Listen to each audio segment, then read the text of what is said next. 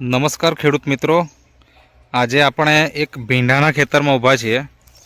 તમે કદાચ ખેતર જોઈને વિચારતા હશો કે આ ભીંડાનું ખેતર જેવું કંઈ લાગતું નથી એમ, પણ એકચ્યુઅલી ભીંડાનું ખેતર જ છે. આ તમે જોઈ શકો છો, ભીંડા જ છે. અહીંયાથી ભીંડાનો છોડ ઓલરેડી કટિંગ થઈ ગયેલો છે અને તમે આ જોઈ શકો છો કે કેટલું મોટું થડ થઈ ગયું છે. મતલબ ભીંડાનો છોડ નહીં કહી શકાય, ભીંડાનું ઝાડ થઈ ગયેલું એવું કહી શકાય. બરાબર, આ તમે જોઈ શકો છો, આ નીચેથી અને અહીંયાથી કટ થયેલા છે. બરાબર, એવી રીતના અહીંયા દરેક જગ્યાએ તમને આ ટાઈપના જ છોડ જોવાના મળશે. તો આપણે આ ખેડૂત મિત્રનો પરિચય લઈએ. સૌથી પહેલાં તો શું નામ છે તમારું? નામ પ્રશાંત પટેલ. અને ગામ? ગામ ઉનાઈ ચરવી પટેલ ફળિયું. હા, અને આ જે ભીંડાની ખેતી છે એ કેટલા સમયથી તમે કરો છો? તો કેવું છે કે આ પ્રોડક્ટ પોતે કેવું કે લોકોને સજેસ્ટ કરું છું, એના આધારે ખેતીમાં કેવું કે પોતે ટ્રાયલ લઉં છું એમ. અચ્છા, મતલબ તમે ભીંડાની એકચ્યુઅલી ખેતી કરતા પહેલા કે નહીં કરતા? હા, મેં કરતો હતો. એ કેટલા સમયથી કરો? છેલ્લા 5 વર્ષથી કરું છું. 5 વર્ષથી? ઓકે. અને તમે મતલબ આપણે જે આ ખેતરમાં ઊભા છીએ, આ ખેતર તમારું છે બરાબર? અને તમે હાલમાં નેટસપમાં પણ કામ કરો છો બરાબર? તમારા શર્ટ ઉપર આ સિમ્બોલ નેટસપનું છે જ. એટલે ઘણા બધા ખેડૂત મિત્રોને થશે કે ભાઈ આવો ખેડૂત થોડો હોય એમ, પણ એકચ્યુઅલી નેટસપમાં કામ કરે છે. અને જે નેટસપ કંપનીની જે એગ્રીકલ્ચરની પ્રોડક્ટ છે બાયોફિટ, જેમાં સ્ટીમબ્રીજ છે, રેપઅપ છે, પછી એન્ટીવાયરલ છે, બાયો 99 છે અને આ વામ છે બરાબર. આ બધી પ્રોડક્ટ તમે આની અંદર વાપરી તો નું પણ અને સેટનું 2 વખત ડ્રિન્ચિંગ પણ આપેલું છે. મતલબ કે બધી જ પ્રોડક્ટ તમે વાપરી છે એવું કહી શકાય બરાબર ને? તો તમારો આ ખેતર બનાવવા પાછળનો શું હેતુ હતો? મારો તો બનાવવા પાછળ નહીં જ હેતુ કે દર વર્ષે મેં ભીંડા બનાવું છું, અલગ અલગ પાક. મતલબ મેં શાના માટે તો કે હું પોતે કરું તો લોકોને સજેસ્ટ કરીશું કે સમસ્યા એકચ્યુઅલમાં શું આવે છે ભીંડાની અંદર, મરચાની અંદર. તો એના માટે જ મેં પાક બનાવું છું કે એના આધારે મેં લોકોને સજેસ્ટ કરી શકું કે તમે પણ આ રીતે ખેતી કરો એમ. બરાબર છે. આજે પણ માનો કે કોઈ ખેડૂતો જોવા હોય તો આજે પણ આવી શકે. બરાબર છે. ખેતરની વાત કરું તો કે રોપાણનો ટાઈમ ચાલુ વર્ષે ઓગસ્ટમાં નું રોપાણ થયેલું. ઓગસ્ટમાં? ઓકે. અત્યારે ચાલે ફેબ્રુઆરી. એટલે August, September, October, November, December, January, February 6 મહિના થઈ ગયા અને આ 7મો મહિનો ચાલે બરાબર ને? તો 7 મહિના જૂનું ખેતર છે. તો એકચ્યુઅલી આજે આપણે બધા છોડ જોયા અને એમાં જે થડ છે એટલા મોટા મોટા બરાબર. આમાં પણ પહેલાથી જ ફૂટ હતી, આ બધી ફૂટ છે બરાબર છે. આ તમે ફરતેથી ફૂટ જોઈ શકો છો. એકચ્યુઅલી છોડ એક જ છે, એવું નથી કે 2-3 છોડ છે. આ તમે જુઓ, છોડ એક જ છે પણ એની ફૂટ તમે જુઓ બરાબર. તો પ્રસન્નભાઈ, તમે મને પહેલાં તો એ જણાવો કે આમાંથી અત્યાર સુધીમાં કેટલી તોડ થઈ હશે? આમાં 70+ આસપાસ થઈ હશે. 70 થી વધારે? અને છોડની હાઈટ શું હતી? કારણ કે અત્યારે તો આપણે હાઈટ નથી જોઈ શકતા. તો આને છોડને વાળીને ભીંડા તોડવા પડે એ એની કન્ડિશન. મતલબ તમારી હાઈટ માનો કે 5 ફૂટ હોય બરાબર? આના કરતા હાઈટ વધારે હતી. અચ્છા, મતલબ હાથ કરતા હાઈટ વધારે હતી. 6 થી 7 ફૂટ ખરા છોડ થઈ ગયેલા. અને પછી તમે એને કટ કર્યા. ક્યારે કટ કર્યા? કટ કર્યા મેં જાન્યુઆરીની 8 થી 16 ની વચ્ચે મેં કટ કરેલા. એટલે કે 1 મહિનો થયો બરાબર ને? 1 મહિના પહેલા જ કટિંગ થયું.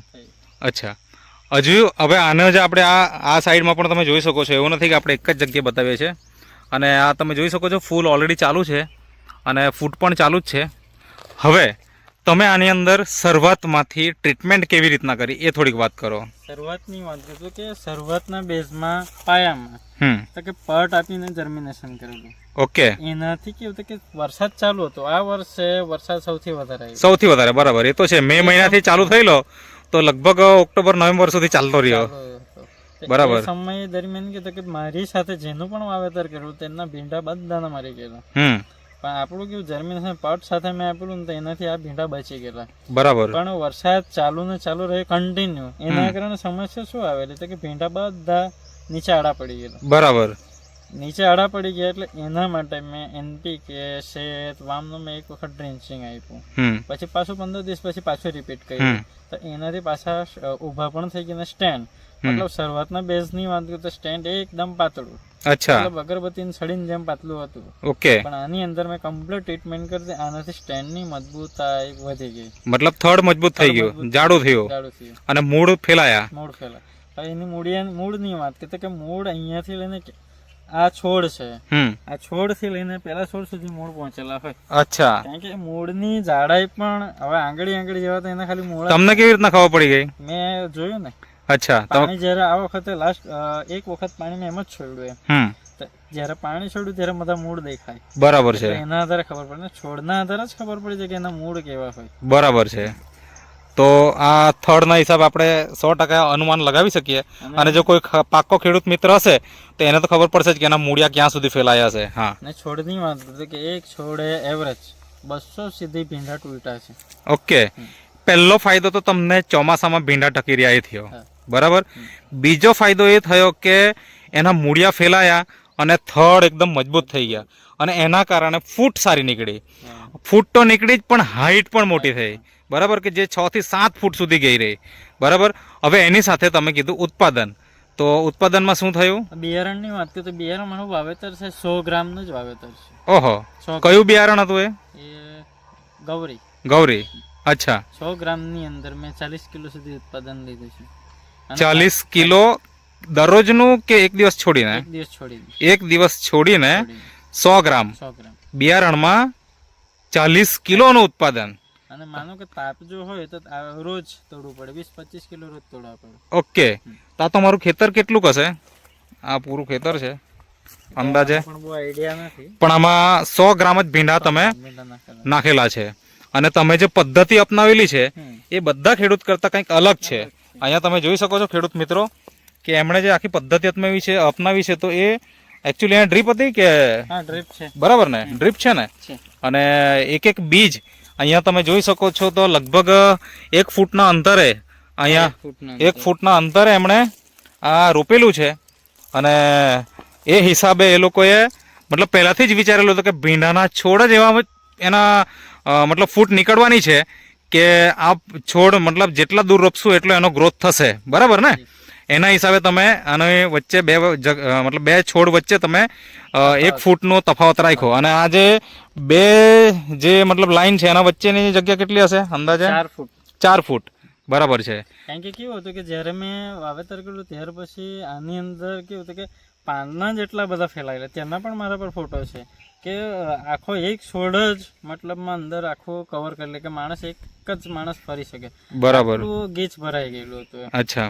ને વાત કરું કે સ્ટીમરીતનો રેગ્યુલર ઉપયોગ દર વીકની અંદર ઉપયોગથી અમે ફોટા પણ લીધા કે જેની અંદર ઉપર મતલબ ભીંડામાં ટોચકી ઉપર કોઈ દિવસ ફૂટ નથી આવતી, પણ આના ઉપયોગથી ટોચકી ઉપર પણ ફૂટ આવે છે. ઓહો. મતલબ કે એક વસ્તુ તો છે કે ઉત્પાદન જબરજસ્ત થયું. તો કેવું ભીંડાના હિસાબે કેટલું જેવું, મતલબ એક ભીંડા ઉપર કેટલા ભીંડા લાગ્યા હશે અંદાજે? એક ભીંડાના છોડ ઉપર વાત કરીએ કે 200 સુધી ભીંડા લાગ્યા છે. 200 સુધી? અને આમ નોર્મલી કેટલાક લાગે એમ જોવા જાય તો? એવરેજ ખેડૂતોની વાત કરીએ તો એવરેજ ખેડૂતને 15 ભીંડા કે 20 ભીંડા. બરાબર. એનું ચેપ્ટર ક્લોઝ જ થઈ જાય. બરાબર છે. આમાં કેવું છે તો પહેલેથી ફૂટ પણ હતી જ, ને તેમાં પાછી અત્યારે નવી ફૂટ નીકળવાની ચાલુ છે. બરાબર છે. એના કારણથી ખેતર લોંગ ટાઈમ સુધી ચાલે. હવે અત્યાર સુધી તમે કીધું કેટલી તોડ તોડી? 70. અને આ જયારે હજી ભીંડા પાછા હવે સ્ટાર્ટ થશે, હજી કેટલી તોડ તૂટશે એવું લાગે તમને? અને ક્યાં સુધી ચાલશે? જો ટ્રીટમેન્ટ રહેશે આની અંદર આ બાયોફિટની, સમય પર ટ્રીટમેન્ટ કરે ને કદાચ ચોમાસું પણ આવી જાય. ઓકે. એટલે કે ઓલરેડી 6 મહિના તો ચાલ્યા જ છે, પણ બીજા હજી 3-4 મહિના ચાલશે. બરાબર છે. તો આ જીવતું ને જાગતું ઉદાહરણ છે. કોઈને પણ મનમાં પ્રશ્ન જાગે તો એમનો તમે સંપર્ક કરો અને એમના ખેતરના વિઝિટ માટે પણ આવી શકો છો. એવું જરૂરી નથી કે આ વિડીયો જોઈને તમે મતલબ વિશ્વાસ કરી જ લો, પણ વિશ્વાસ એટલા માટે થશે કે કારણ કે ખેતરમાં હજી પણ આ ભીંડા ચાલુ છે, એવું નથી કે પૂરા થઈ ગયા છે. ક્વોલિટીની વાત કરીએ તો કે જે રોપણ નવું કરેલું હોય એની ક્વોલિટી આવે ને, હજુ પણ એની શાઇનિંગ એવી નહીં આવી છે. બરાબર છે. મતલબ વાત કરીએ તો એની શાઇનિંગ, બરાબર, શાઇનિંગ બરકરાર રહી. એનું કારણ તો કે સ્ટીમ રીચ. અને બીજી વાત કરીએ તો કે આ તમે ભીંડાની ક્વોલિટી જોઈ શકો છો. આ A1 ક્વોલિટી કહેવાય ને? હા, બરાબર. અને વાત કરીએ ફુલ્લી, ને આ વર્ષે સમસ્યા સૌથી વધારે ફુલ્લીની સમસ્યા છે. બરાબર છે. તો કે આ પ્રોડક્ટનો રેગ્યુલર રેપઅપ રેપઅપ ની વાત કરીએ કે રેપઅપ થી અત્યારના વાત કરીએ કે અત્યારના સમયમાં સૌથી બધા જ ખેડૂતોનું ફુલ્લીનું પ્રમાણ સૌથી વધારે છે. તો કે આ પ્રોડક્ટનો રેગ્યુલર ઉપયોગ હોય તો ફુલ્લીનું પ્રમાણ એકદમ નાકે બરાબર જ હોય. બરાબર એટલું હોય તો ફુલ્લીનું કદાચ આનાથી 5-10% આપણને જોવા મળે. બરાબર એટલું જોવા મળતું નથી. મતલબ એક વસ્તુ તો આપણે અહીંયા નક્કી કરી શકાય કે જો બાયોફિટનો રેગ્યુલર ઉપયોગ કરીએ તો ઘણા બધા ફાયદા ખેડૂત મિત્રને થાય અને ક્વોલિટી તો સારી જ હોય, એમાં તો કોઈ પ્રશ્ન નથી. કારણ કે તમે જોઈ શકો છો કે ભીંડાના છોડની હાલત, મતલબ આ તમે ભીંડાના છોડની હાલત તમે જુઓ અને તમારા આપણા હાથમાં તોડ્યા ભીંડા બતાવો તો આ ક્વોલિટી તમે જોઈ શકો છો કે કેટલી જોરદાર ક્વોલિટી છે. આટલા મતલબ ઓલરેડી 6 મહિના થઈ ગયા છે અને ભીંડા તો હજી ચાલે જ છે.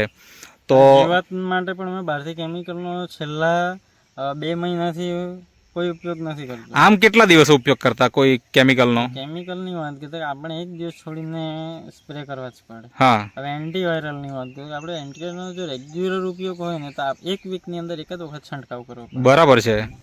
મતલબ કે ક્યારેક જરૂર પડે એમ. ક્યારેક જ જરૂર પડે. બરાબર. અને એમાં પાયામાં ખાતર શું નાખેલું? પાયાની વાત કરીએ કે સિસ્ટમેટિક ખાતરનો મેં ઉપયોગ કરેલો છે.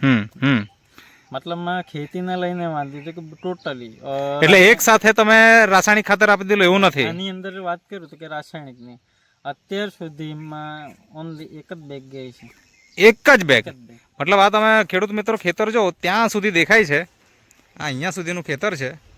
આ ભીંડાના છોડ પણ તમે જોઈ શકો છો કેટલા ઊંચા થઈ ગયા છે આ સાઈડમાં, અને આ અહીંયા સુધીનું ખેતર છે. મતલબ આ પૂરું ખેતર છે અને એમાં ઊંચા છોડ એ નથી, એ ઊંચા મતલબ ફૂટ જ છે.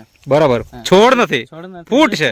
ચાલો ને બતાવો ને થોડું, એટલે થોડા ખેડૂતને પણ ખ્યાલ આવે કે ભાઈ અહીંયા છોડ પટલા પટલા કેમ દેખાય એમ.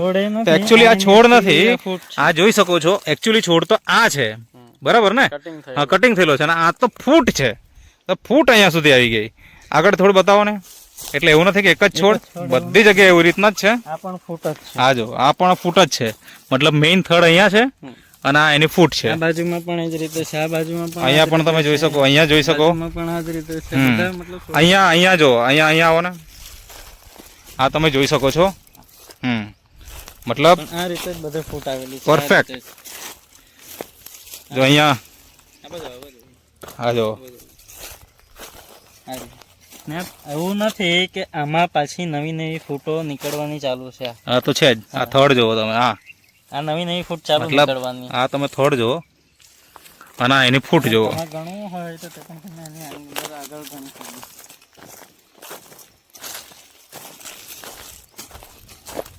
આ એક છોડ છે.